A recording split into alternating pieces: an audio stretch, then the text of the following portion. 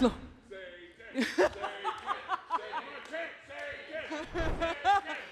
There you go. All right, you can stop. Is that what you were expecting? Stop being. What you were expecting from your Sunday morning was chanting Satan? Well, you know, it's one of the few places that chanting Satan is okay, I think. Yeah. Is that an anime convention? You really find your community very quickly. Right? It makes parents comfortable Yes. with their kids watching anime. Thrilled even, I would say. Right? You'd be surprised. People are like, you know, my mom was watching the show and they were all chanting Satan. And we're like, what are you watching? Like, well, wasn't me. Thank you, Akira. Well, my friends, how are we doing this Sunday morning? How's the weekend been for y'all? It's been really good, man.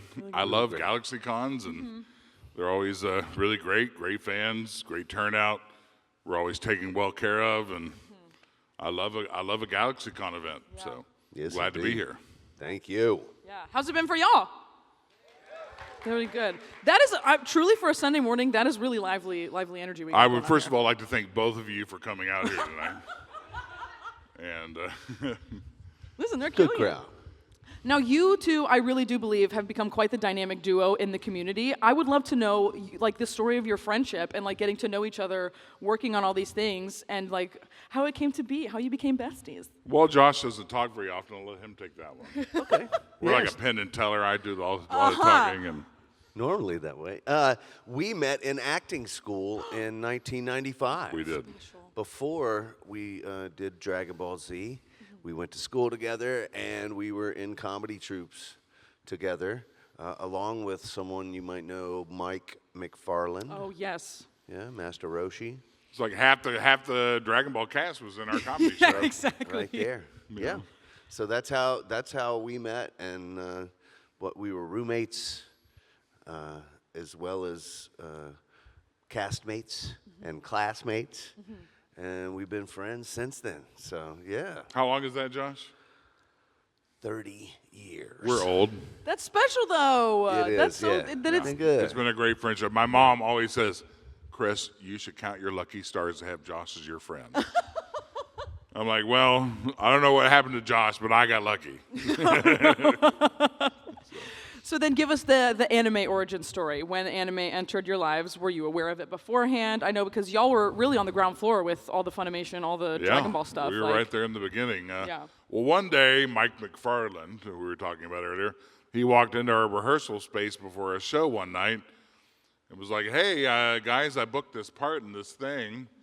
It's animations, cartoons, and they need actors, so maybe you guys should go audition. And I'm like, I personally said, oh, they already gave you a part? And Mike's like, yeah. I'm like, oh, well, if they're giving parts to you, they'll give a part to me. Right. Like, I'm better than you, Mike, is what I was saying, you know. But I love Mike. I'm not better than him, but I definitely, as an actor, a little competitiveness, like, well, Mike gets a part, I want a part, you know. So a few days later, I did. I went and auditioned, and Mr. Satan was on the docket. I auditioned for a few other characters, but I do not remember who they were because I was focused on Mr. Satan. I was like, I think I can be this guy. And I did get the part. And then years later at that comedy show that Mike and Josh and I had been doing for years in the Dallas area, people of the likes like Chris Sabat and Justin Cook and many others at Funimation had come out to see our show. And Josh, in our comedy show, we did a lot of parody songs, sketches, improv. One of the sketches or one of the songs we would do is Josh. You all know who the Pillsbury Doughboy is? Yes. Josh, I'll let you take over from there. Nothing says loving like my crescent rolls. Hoo-hoo. So Josh could do a really good impression, right? And we thought that was great. So we made the Pillsbury Doughboy a gangster rapper and called him the Pillsbury Homeboy. Yo. And that was Josh. I was like a backup singer, that kind of thing. And Sab and them had come to the show one evening, and Josh had performed the Pillsbury Homeboy. And you do your Sabbath for everybody. Sabat came up to me after the show, and he said, I think I found the voice of Majin Buu. That was really good. Thanks.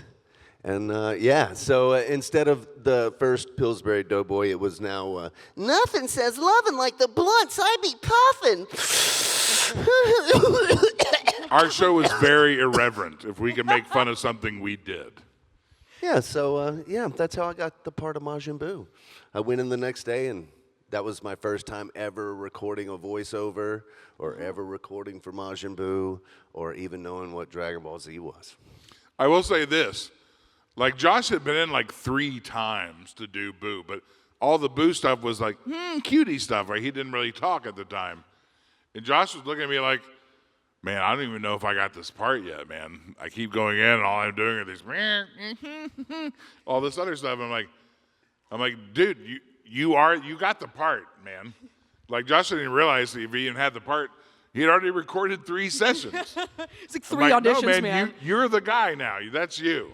You're him. This audition process is just so rigorous. They right? keep calling me in and calling me rigorous. I had no idea. Like, no, Josh, you have the job. They've given it to you. I couldn't believe it. I was pretty lucky.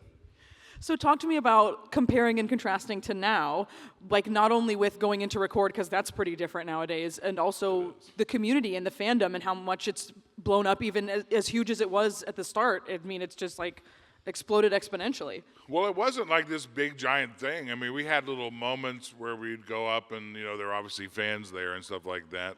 The Dragon Ball Z Hummer Tour was a big thing back in the day. Score Entertainment had made a card game, and they had bought a Hummer where they put Dragon Ball decals all over it. And they had the likes of like Sonny Strait and then later Adam Sheehan drive it around the country and set up little tournaments for this card game. And at the same time, we would show up at the tournaments, which would usually be at some kind of convention. So that was our first introduction to any kind of convention. Yeah. But they weren't anime conventions. Right. There wasn't a big thing.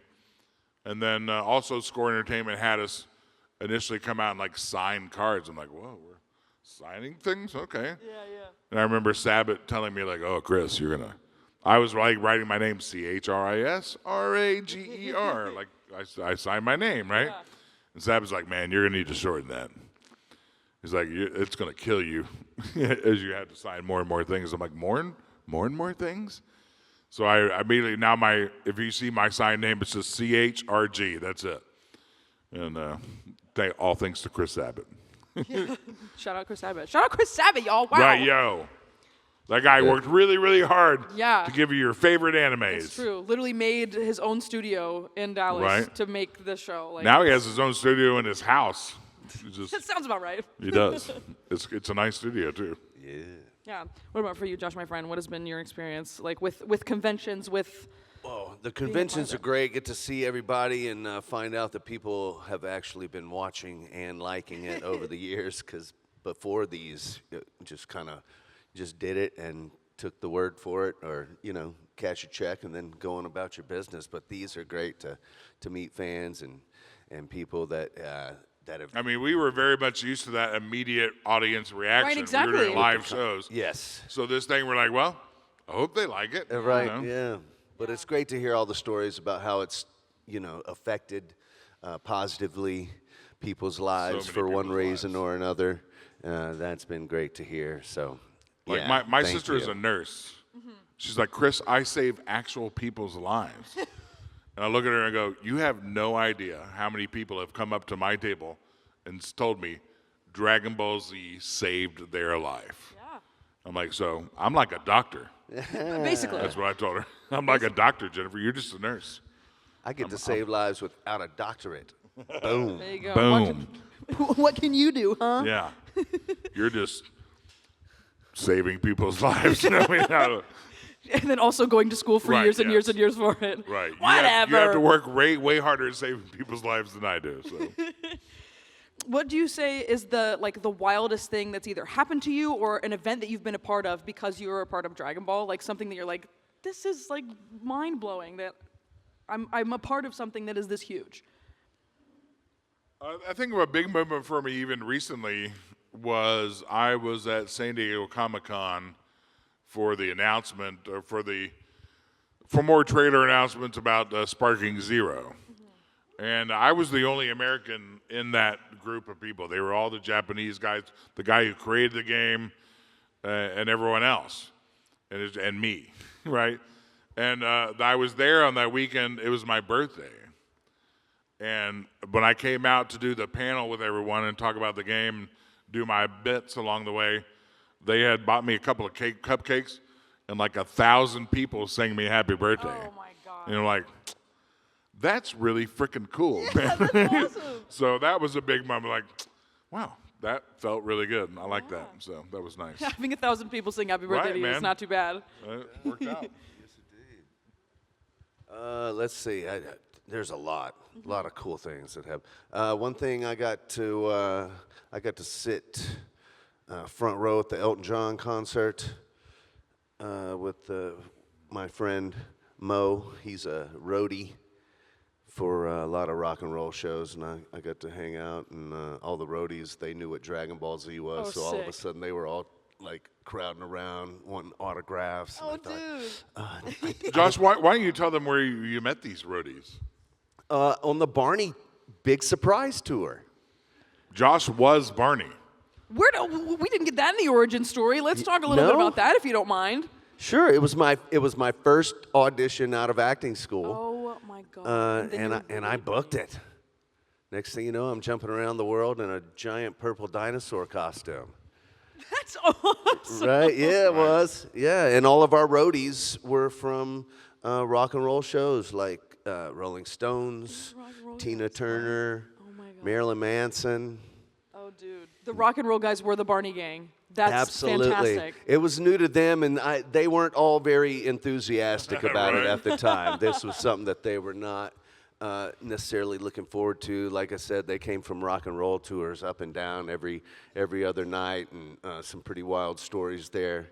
But their concert producer worked with the Barney producer to produce this tour. Right. Right? He didn't know anything about children's entertainment, and Barney didn't know anything about touring, so they worked together to make it happen. And There you go. Jake Berry, the tour producer, he reached out to some of his A-level roadies and said, "Guys, I need you." Yeah. Got a gig for you. Yeah, actually, he's British. He's like, "Guys, I need you." So, yeah, next thing you know, they're on the Barney tour. But actually, and also at the same time, Barney was going to the Marilyn Manson show after his show. Me and Lee Clark, one of the little people who played Baby Bop, we wound up at the Marilyn Manson concert one night backstage. And next thing you know, here comes Marilyn Manson. He's walking backstage, and he's walking straight to me and Lee. And I thought, uh-oh.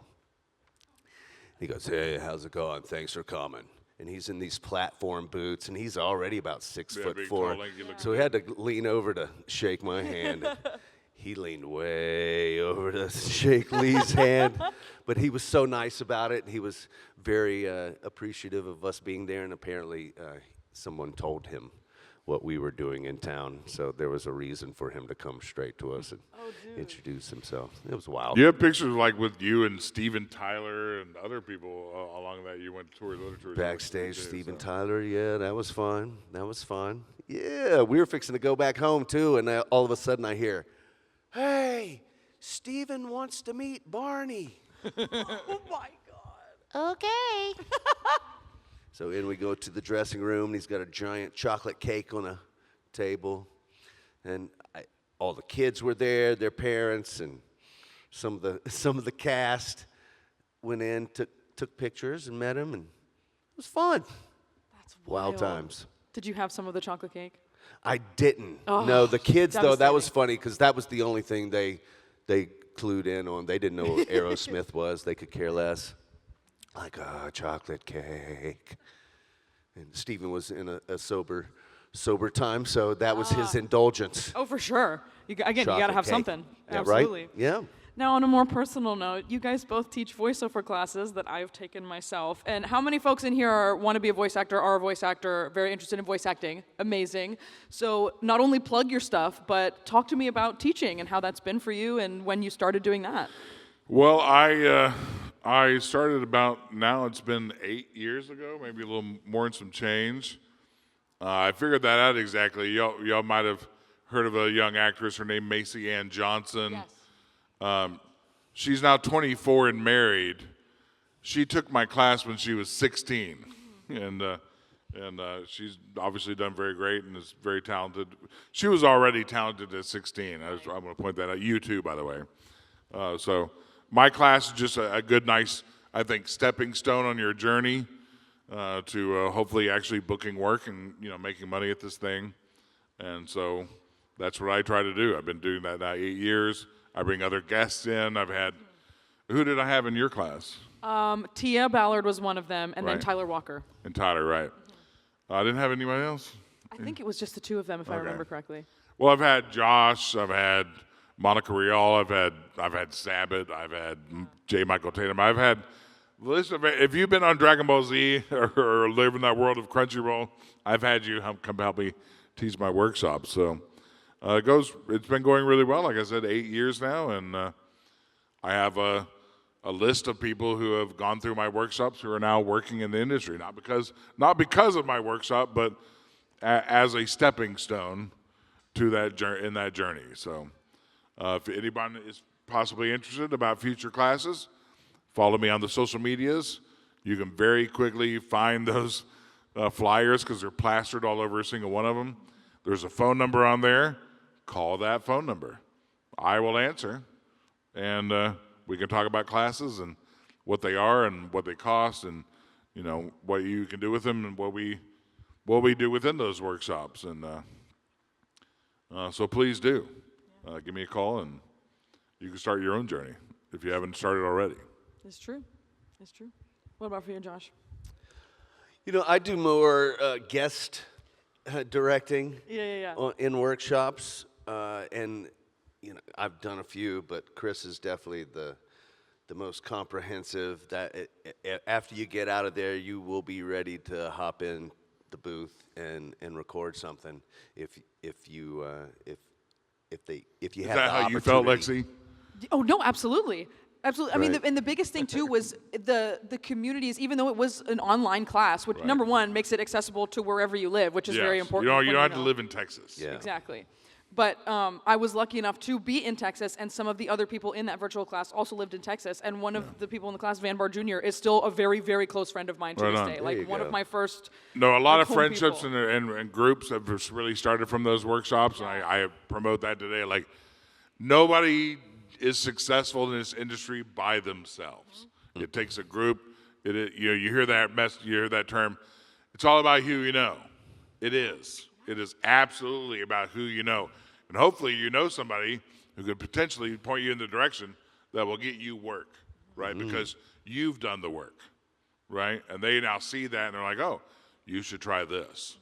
And that's how that kind of works. But And sometimes they work with you, and if you're good at the thing and you're nice to hang out with, that's like that's all you need. One of the best pieces of advice, Joel McDonald says this a lot too, he's a great director at the Gearbox now, is your first job as an actor is to act like somebody people want to work with.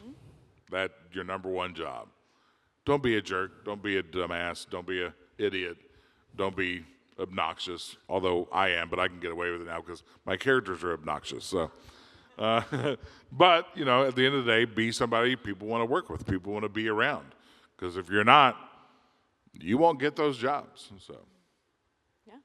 All right, my friends. Well, I'll turn it over to our little audience mic. If you want to go ahead. What's your name, my friend? My name is Austin. Hi, Austin.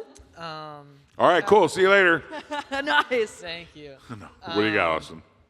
How would Mr. Satan deal with Arlong or Blackbeard in his time, if that makes sense? He would absolutely not deal with them at all. He'd be super scared. And I mean, if you think about it, in the lore of One Piece alone, Arlong is 23 feet tall. Well, at the end of the day, like I'm trying to say, is that he has feats of fighting the God of Destruction in Super Saiyan. He is taking hits from Cell, that's a planet destructor. So at the end of the day, should he be able to beat them? No. You gotta think about that. Like, come on. I mean, look, Mr. Satan's great. I love Mr. Satan. And he's definitely played a role in the destruction of Cell, Buu, and even, defeating Beerus, because his grandchild was that fifth Saiyan. So I'm just saying, without me, you'll all have been dead. All right. But at the end of the day, he may be brave, but he's super, that's all a facade of this guy who just wants the people of Earth to feel that braveness that in reality is inside of him, like just scared shitless. I'm sorry for my terms, but that's the reality of it. But I always looked at Mr. Satan as the one who's actually grounded in reality in the world of Dragon Ball. Yeah. He's the one who's like, y'all don't see these guys flying around shooting lasers out of their hands? We're going to die. Things are bad. But then he's got to get out in front of the people of Earth and be like, it's all light shows and tricks, guys. We're all good here. We're all going to die, you know. So That's perfect. that's Thank why you. I love Mr. Satan because he's the only one that understands what's really going on here. Thank you. Thank you so much. And Arlong would totally destroy him. I'm just saying. 23 feet tall. I Throw did not- one set wow. of teeth, he'd be out of the room. I'm out. All right, I'm out. Guy can throw his teeth. We're gone. That's awesome. Hi there, my friend. What's your name? My name's Daniel, and my question is, do you guys know what Dragon Ball Z Abridged is? And if so, how do you guys feel about it? What is this, abridged? What is that? So on YouTube, there's a YouTube... Dude, I'm going to stop you right there. I totally know those guys. I love those guys. It's a good bit. I was He's just an trying actor. to, right, I love Scott. We were just with them last week. Yep. Scott and Nick, and those guys are great. I love them. Funny. I love what they've done with our characters and the funny stuff they've put out there. And, you know, and even for a good period of time, we weren't making any Dragon Ball, right? There was no Dragon Ball to be made. So they, in a way, sort of, in my eyes, sort of kept that flame alive. And then, of course, Dragon Ball comes back with Super and more games, and there's always Dragon Ball. But I very much love those guys. I think they're hilarious. And I wish they could do more, but, you know, Japan doesn't like that. Yeah. But I wish they would because it's hilarious. Thank you. Thank you. You got it, man. Hi there. What's your name, my friend? Hello, my name is Finnegan. Hi, Finnegan. Both Mr. Satan and Boo are very comedic characters. Are there any specific actors or comedians you draw on when playing those characters? Well, I mean, you know, Josh and I, like I said, have come from that world of comedy and improv and live shows and that kind of thing. So we both understand the elements and the timing of comedy, I think. You know, like Josh had already based this character off of the Pillsbury Homeboy, which is already kind of funny. I mean, when I first saw Mr. Satan, the first thing that popped in my head was Hulk Hogan. I'm like, oh, he just Hulk Hogan with hair. Because he had the stash with the big afro, and he was in a pose. I'm like, well, this is like a wrestler guy or something like that. I didn't even know who he was, but I immediately went there. That's how I auditioned for it. I was like, I'm going to give them Hulk Hogan, maybe a little Macho Man Savage in there. I hear it later back in some lines. There was even a little Jesse the Body Ventura in there in some of those lines. So it was an amalgamation of like 80s wrestlers I really enjoyed as a kid. And that's where that comes from. So in a way, that already was funny to me. So yeah, being able to have that timing and stuff, we never got to record together. But we'd always be like, hey, guess what happens today? I cook you eggs and we take a bath together. He's like, oh, really? Okay. Yeah, look, man, it's anime. I don't know what happens. But I think about the like the Odd Couple. yes. All those great sitcoms between the two odd couples, Laurel and Hardy, Abbott and Costello, those kind of teams, Bosom Buddies, if you ever watched that one.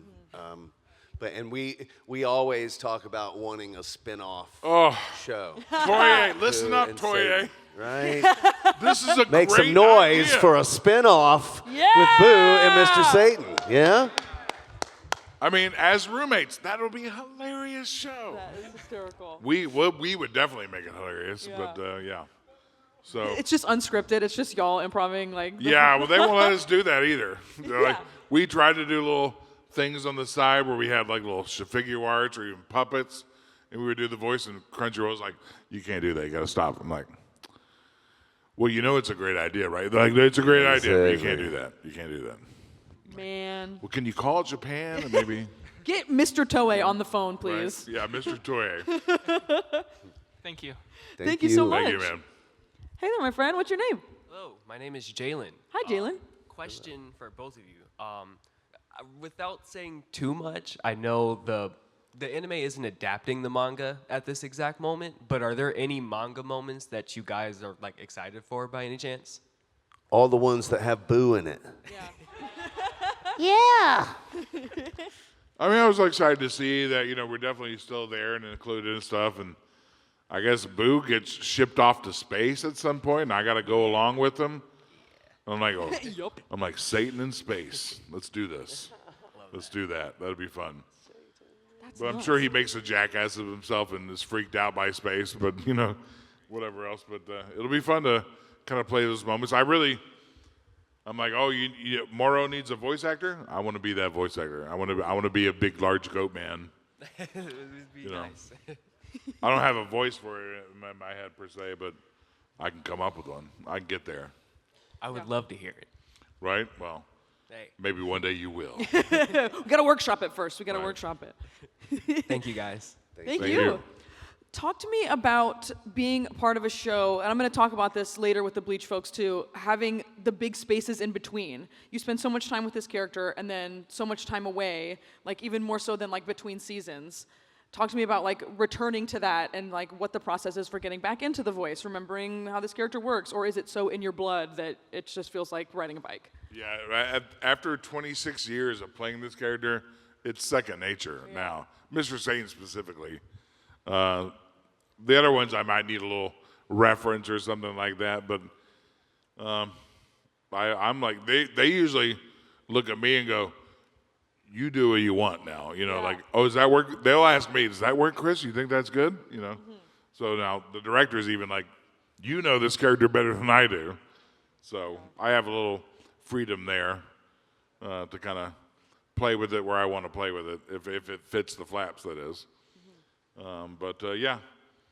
The thing is, there's always something in Dragon Ball. There's always a game, a movie, the show, another game, something. So we never went very, very, very long without any Dragon Ball in our lives.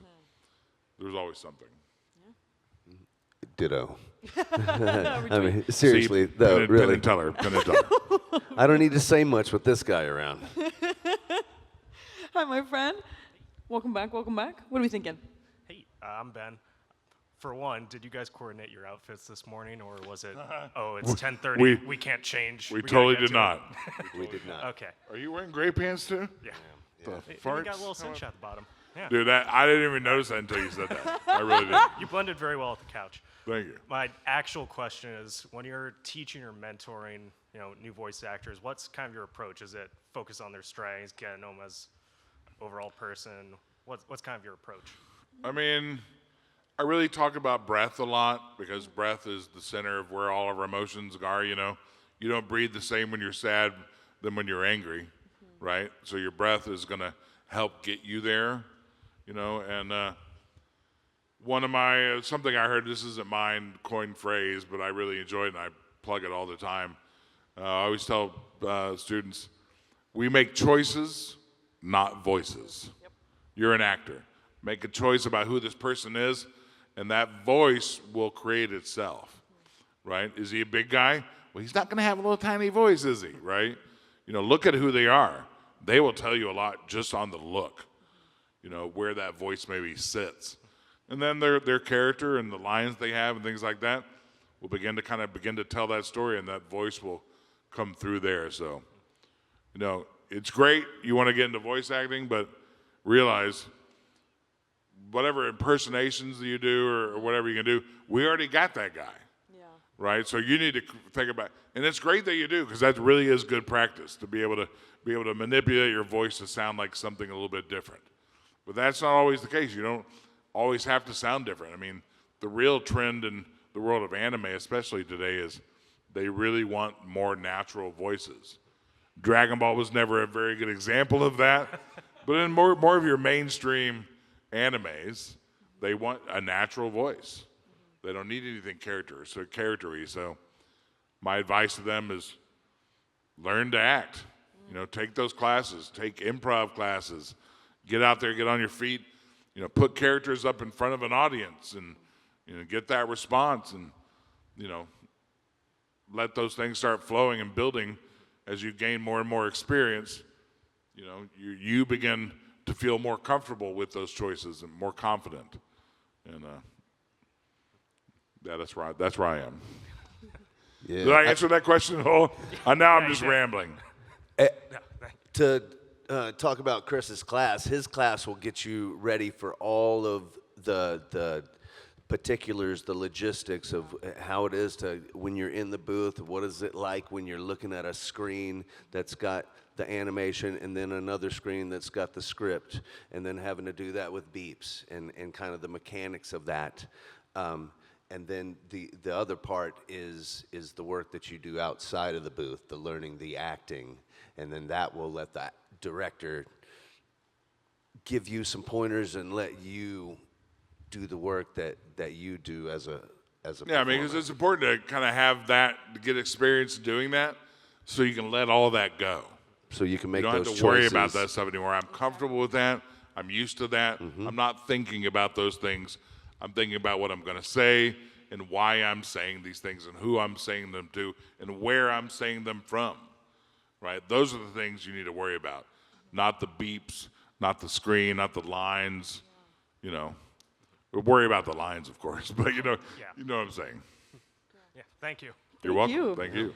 Well, for folks who don't know, because for folks who aren't sick little freaks like me who watch every single behind the scenes of every anime ever and knows exactly how it works and watch every blooper reel ever in the universe, can you kind of explain, like, you're in the booth, exactly what that looks like for specifically anime dubbing? Because a lot of people don't know. Like, still, it blows my mind how many people are like, do you record together? I'm like, oh, dude. We do not. So you walk in the booth. There's a director and an engineer in one room. You walk into the booth in that same room, but they're connected, obviously. You have the script on one screen. You have the anime on another screen. It is time-coded. On your script, all the lines are time-coded as to when those happen. Then you will, when your line was about to go, you need to start speaking, you will hear 3 beeps. They will escalate. It'll go beep, beep, beep. And on that 4th imaginary beep is when you start talking. So it's beep, beep, beep. I'm the champ, Now, back in the day, you had to be a little more right on time. It was a little harder because, technology was different. Nowadays, they can squeeze and manipulate, slide things around, which bothers me a little bit because in my head, I'm like, I just want to do it again. I can get it. I don't need you to manipulate anything. I can get it exact. So just do it again.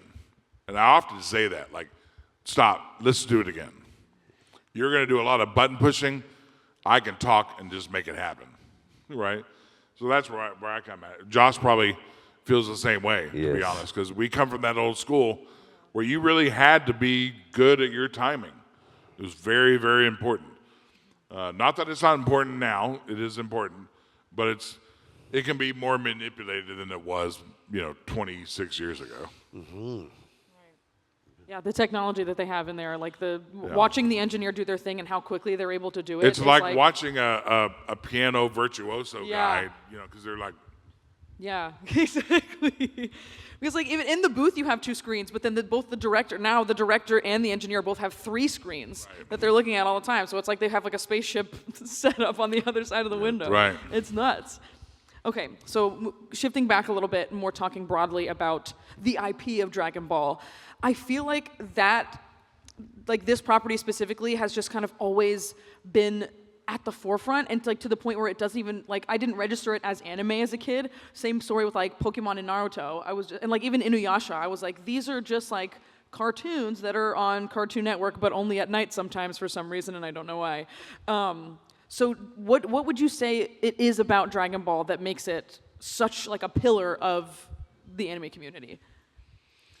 I don't know what it is. I mean, it's the characters, it's the story, about anything that we fall in love with, whether it's Game of Thrones or Dragon Ball Z. It's the characters and the story. You find something relatable about somebody in that show, and you're like, "Ooh, I get them," and it makes you follow along what their story is. Yeah. And Dragon Ball's has great moments of slice of life stuff, along with the shonen, battling stuff and everything. It's a good mixture of that, I think. I would like a little more slice of life stuff, like a little spin-off show of Boo and Say. But we talked about that. I mean, yeah, I think it's the characters and finding something people can easily invest in. Yeah, absolutely. I think specifically for Dragon Ball Z, it's about the journey and the passion that Fukunaga he had when he wanted to bring it over. It had been attempted before. Toriyama, sorry. And it had been You're thinking of Gen Fukunaga, who owned Funimation. That's the point. No, and that's the thing. No, but that had already happened in Japan. Dragon Ball Z had already happened.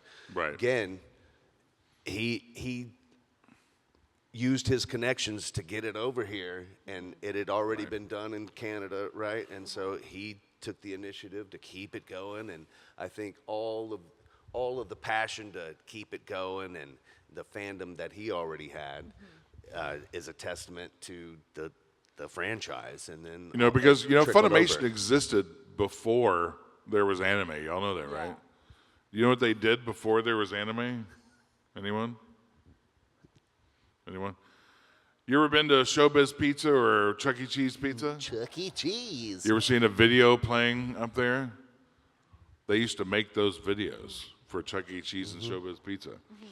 Chris Sabat is in one of them as like a bar saloon piano player guy. And it's bad. It's bad. But I'd be hilarious to me. But yeah. I know Rico's in, I don't think it was like a Funimation thing back in the day, but Rico Fajardo, for those who know him, is in it's like a dance video or something, like teaching kids a little dance that they still play at Chuck E. Cheese today. And so I see all the time people are like recording it. They're like, oh my God, that's Mirio. What the heck? That's funny. It's so funny. He was also like in a State Farm commercial not too long ago. Oh, yes. Yeah. He was saw that. Jake from State Farm's I was twin. like, what's up, man? What's up, Fajardo? He's booked always doing everything. He's bad. Shout out Rico Fajardo. That's a good one. Now, what would you say in your own personal lives? Is there any like franchise or intellectual property that has like been a pillar for you personally? Madden football. Madden football. I have played Madden football since its inception in 1992 on Sega Genesis. I have played every version since. I still to this day, I play Madden. You want to play Madden? Let's go. I will win though. So. Which is your favorite? The Dallas Cowboys. There you go. Duh. Something I don't know. How about King of the Hill? Okay. South Park. Yeah. Warner Brothers cartoons, old Yeah, school, absolutely. Bugs Bunny. Yeah. Hanna-Barbera. Laugh Olympics. Love those. Yeah. Yeah. Anybody? Nope. Just me. I'm old. I'm here. That's the good stuff. There That's you the go. good stuff. Thank you. That we want, we crave. That's my jam. That's my jam. Okay, my friends. Well, anything coming up in the future? Anything that you want to plug? Anything you want to just talk about? I'm in a Beastie Boys tribute band called Rhymin' and Stealin'. I do MCA's part. We perform all over the country and anywhere else they want us. They're really good. Yeah, too. that's so sick. Oh my God. They're really good. We got some shows coming up in Austin and Dallas in July. And check us out on socials. You can see. Like, this ain't some karaoke version of the Beastie Boys. That guy is live DJing the songs live before everyone, and they're really, really good. These guys are great. That's right. Y'all got to check that out. That's so sick. Please do. That's awesome. Any classes coming up, Chris? Anything else? I just finished up a class, and I got real busy here in the month of June and even July and August. So I don't know when I'm going to officially put one down, but maybe coming up here early August, early September, maybe. Back in school. Right. Perfect, get him back to class. And, yeah, exactly. But yeah, hopefully here soon. All right, perfect. Well, my friends, please give it up one more time for Chris and Josh. Did you have one last question, my friend? What's up?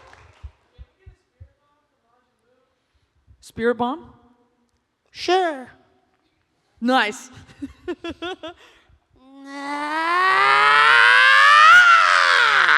Nice. How's that? For a Sunday morning, that was great. How are we feeling? Yeah. Like, everybody run! Quick, hurry! Well, team, thank you so much for being here. Before you leave, if y'all want to stand up and come right here at the end of the stage, we're going to all take a picture together if that's okay with you.